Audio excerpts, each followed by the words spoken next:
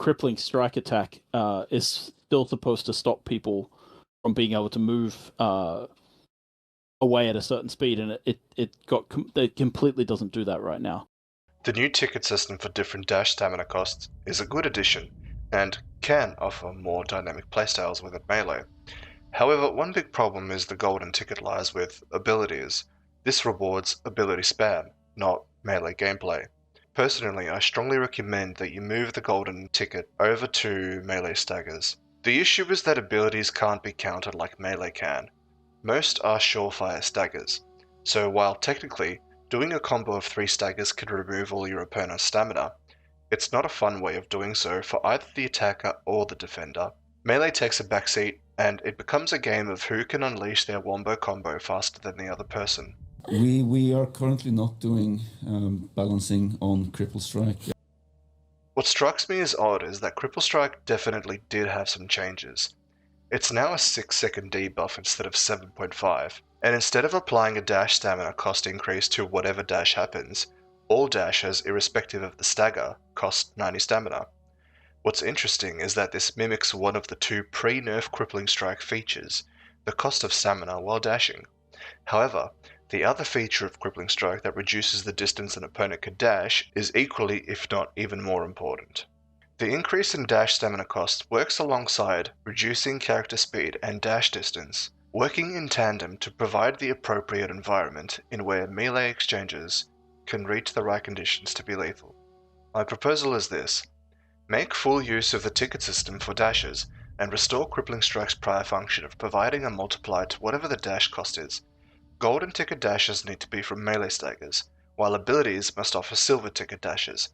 This may seem backward to you, but this is to ensure that melee gameplay is melee, not ability spam. Stagger. Anyways.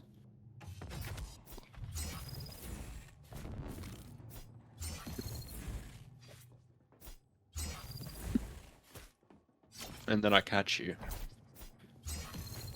Yeah, cripple. Heavy. Then dash, and then heavy. But see, like, sure that works to keep up with you. But like what I'm saying is, like, I'm already almost fucking stammed out trying to keep up. Ability staggers costing more than melee staggers and rewarding with less potential stamina loss may seem backwards to you, but you need to understand that abilities are surefire staggers. You press a button, your opponent is staggered, and they are forced to dodge. Functionally, it is a free stagger.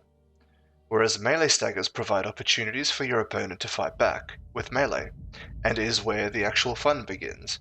See, abilities need to be supplementary to melee, not the main path for melee. This promotes skill and strategy, whereas ability spam promotes mindless combo spamming. You see, Crippling Strike being the only necessary ability for melee to be viable is not a bad thing, because underneath Cripple Strike, melee was all about skill with a blade.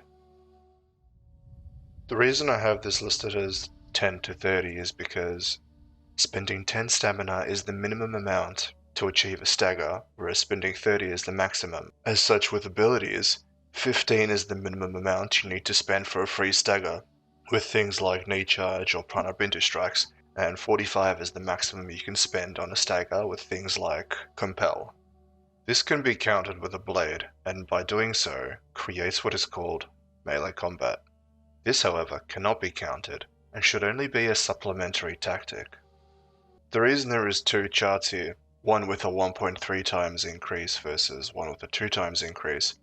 The 2 times increase version will be friendlier to people in PvE that are being swarmed by melee rushers.